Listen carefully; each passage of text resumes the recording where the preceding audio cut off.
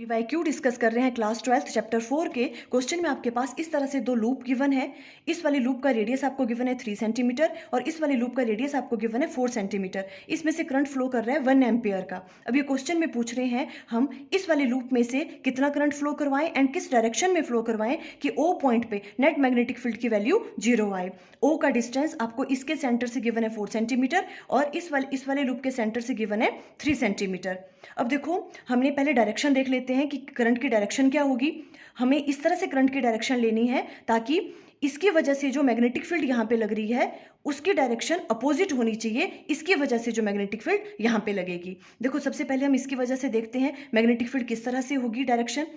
इस वाले को आप इस तरह से लो, देखो इस तरह से करंट फ्लो कर रहा है यहाँ पे। इस वाले लूप को आप इस तरह से लो 3D में, तो करंट कैसे फ्लो कर रहा है इस तरह से। ये हम फ्रंट पोर्शन लेंगे तो इस तरह से करंट फ्लो कर रहा है।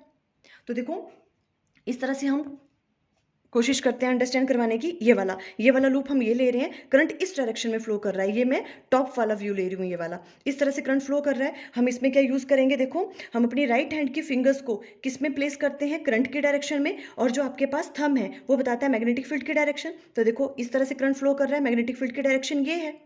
अब हमने इस वाले में से करंट इस तरह से फ्लो करवाना है कि मैग्नेटिक फील्ड की डायरेक्शन किस तरफ को आए, इस तरफ को आए।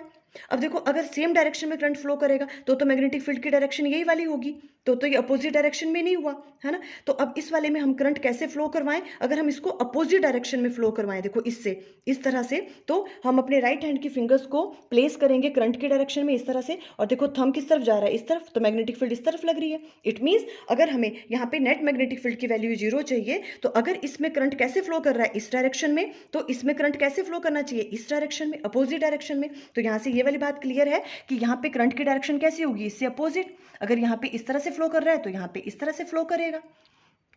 अब हम मैग्नीट्यूड की बात करते हैं कि कितना करंट यहाँ से फ्लो करेगा। देखो यहाँ पे नेट मैग्नेटिक फील्ड की वैल्यू 0 है, इसका मतलब क्या है, इसकी वजह से जो मैग्नेटिक फील्ड यहाँ पे लग रही है वो किसके बराबर होगी, इस वाले लूप की वजह से जो मैग्नेटिक फील्ड यहाँ पे लग रही है। तो हमने राइट डाउन किया magnetic field at O due to loop L1 किसके बराबर होगी, magnetic field at O due to loop L2।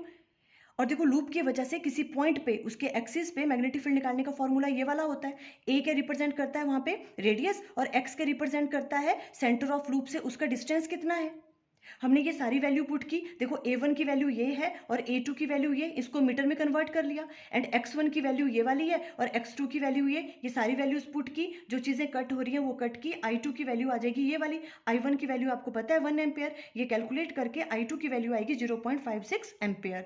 Full explanation की वीडियो का लिंक स्क्रीन पे आ रहा होगा। Thank you.